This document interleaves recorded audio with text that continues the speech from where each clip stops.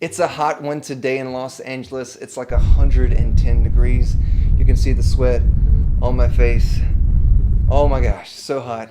And my air conditioner is running, but it's not working. So what can you do? Welcome back to my vlog. It's been a while since my last upload, but I've been working non-stop. At one point I worked 25 days in a row without a break, and that's working doubles and walking hundreds of miles just to pay the bills. The next few vlog entries will be me covering how I've survived pursuing a creative career here in Los Angeles. I'll mainly be talking about how I've survived through catering work and the wonderful people I've met pursuing their own dreams and aspirations here in Los Angeles. This video is packed with tips and information, so get ready for the brain download. When moving to Los Angeles to pursue a creative career, be it acting, writing, directing, editing, dancing, special effects, CGI, music, you know, what have you, most people need a survival job to pay for all the bills before that creative career takes over.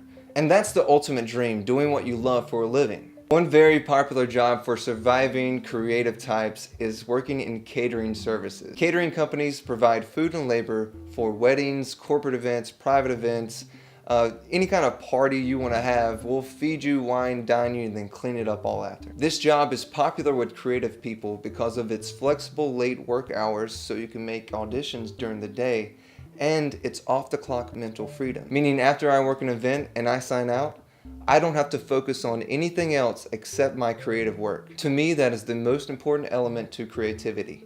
Focus. If you can't focus, you can't create. So the more time that you can spend focusing on what you want to do and less time focusing on what somebody else wants you to do, the better. You might have heard of previous caterers like John Hamm from Mad Men, Stephanie Courtney, which is Flo from Progressive, and Brad Pitt. I have coworkers who are currently on TV shows, in movies, and in commercials. And because there's so many people that work in catering, it works as a great community hub for you to meet other people on similar life paths that you can collaborate with. My first short film I ever made would not exist without the wonderful people who I've met through catering. Now, before you go, whoa, I'm going to be a star, I'm going to work in catering and survive until I make it, Cal told me I can.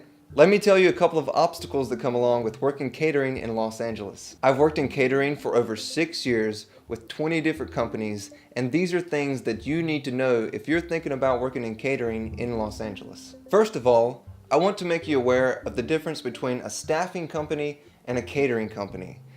Something that I wasn't aware of when I moved to Los Angeles. Let's say Mr. Bob wants to throw a party for all his employees for doing a great job throughout the year. Mr. Bob calls the catering company to set up the order, but the catering company has a lot of events that day, and they don't have enough staff to fulfill Mr. Bob's party. So they call the staffing company, and the staffing company provides enough servers or bartenders or cooks, what have you, to help fulfill Mr. Bob's party. When the day of the party comes, all those hired through the catering company and those through the staffing company will have the same amount of responsibility and workload.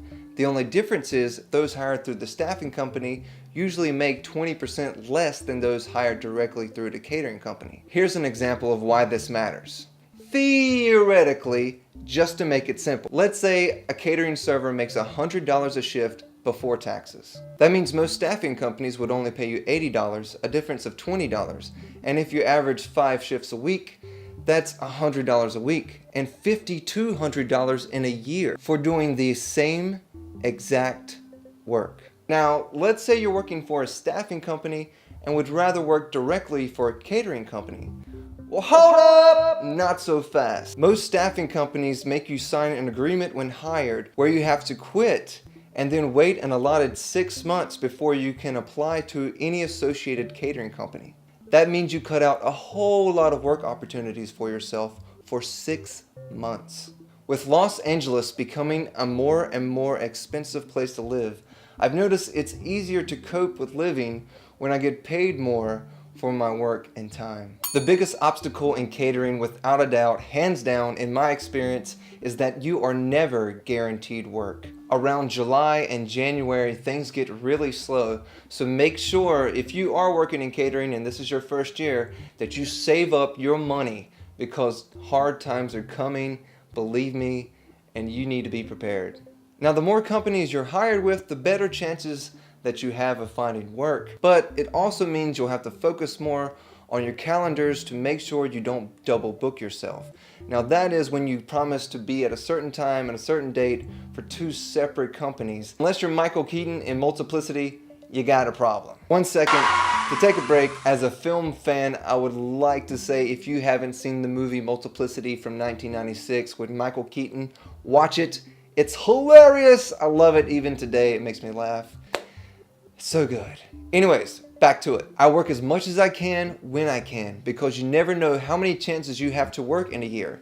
And you have to work twice as hard. More times than I can count, I've worked over 8 hours a day, but never got paid overtime, because those 8 hours were split between 2 companies. The average work offer is only about 5 hours, but for longer shifts, most catering companies stagger shorter shifts to keep from occurring overtime penalties. These short shifts make it hard to work enough hours, therefore you have to work doubles. I also like to point out, when working a double for 2 separate companies, you're not paid for the extra travel time, the extra gas, the extra parking, etc. Most, but not all, catering companies are understanding about reasonable schedule changes. It's been my experience that the more changes you make, the less work offers you'll receive. And you need that work, because you need that money, because you need to pay for that rent, which is our next obstacle. Rent in Los Angeles is crazy expensive from my perspective. Let's do a little experiment. Let's say you wanted to move to Los Angeles today to follow your dreams. Well, you need a place to stay, right? So let's find a place to stay. There are a lot of great online resources like Craigslist, RadPad, Westside Rentals, but today we're going to use RadPad for this experiment. If you go to onradpad.com, put in Los Angeles, 1 bedroom, 1 bath, press enter, and you get these listings. Now, as I look through these listings, the first thing I notice is price. There are barely, if none, available apartments for under $1,000 a month. Let's check it out in a filter. Let's knock down the maximum rent to $1,000 and see what the search results come up with. Look at all those listings. The average rent in Los Angeles for a 1 bedroom is about $1,700 a month. And on top of that, 90% of places require a first and last month's rent when you move in. What's up?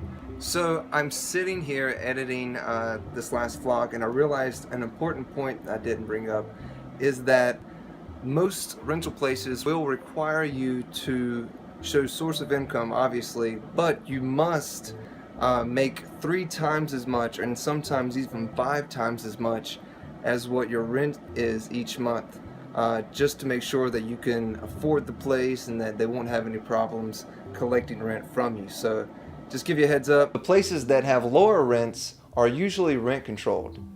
Check in my description below for a link to Mr. Dr. Stephen Hicks and his intensive series about what rent control is, an important thing that you need to know. It's like going to college for free. YouTube. Now, these rent control places are diamonds in a rough. Usually they are more run down and older.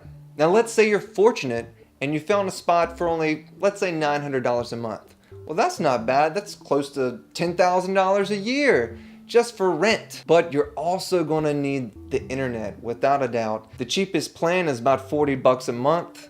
Times 12, you're looking at about $500 a year. But you also need electricity to run that internet. So you want to throw another $40 a month, and $40 is very modest. Say $40 a month times 12, that's another $500. So you're looking over $11,000 just for rent, electricity, and the internet. Just 3 things. $11,000 a year. You take the total of your rent, your electricity, and your internet, add them all together, divide them by 52, which is the amount of weeks that are in a year. You should get about $220, which is about how much money you should make per week if you want to survive in Los Angeles at a bare bones lifestyle through catering. Let's say you had an awesome catering year and your average day was about $100 a day. Well, after Uncle Sam gets his cut, you have about $80 in the bank. Now at this rate, it would take you at least 3 days out of your 7-day week just to pay electricity, rent, and internet. We're not even talking about food, cell phone bill, gas, car insurance if you have a car, or parking if you have a car, public transportation if you don't have a car, health insurance, savings, and oh yeah, investing into your creative career. The whole reason why you moved to LA in the first place. An important note to make is that the lower your daily average income, the more time you have to work to cover all those expenses. Again, thank you very much. If you found this video informative, please give it a like and subscribe for more videos like it coming along the way. This entry is dedicated to my Uncle James Grady. I appreciate you being an inspiration and sending me text and keeping on me to make sure that I do what I need to be doing. I appreciate it, Uncle James. This one's for you, brother. Make sure you check out my Instagram, Twitter, and my other channel, Beyond the Pavement, where I give tours of local trails in Los Angeles so you can see all the cool spots that are out there in the outdoors and hopefully inspire you to get out there yourself. Take it easy. Have a good one.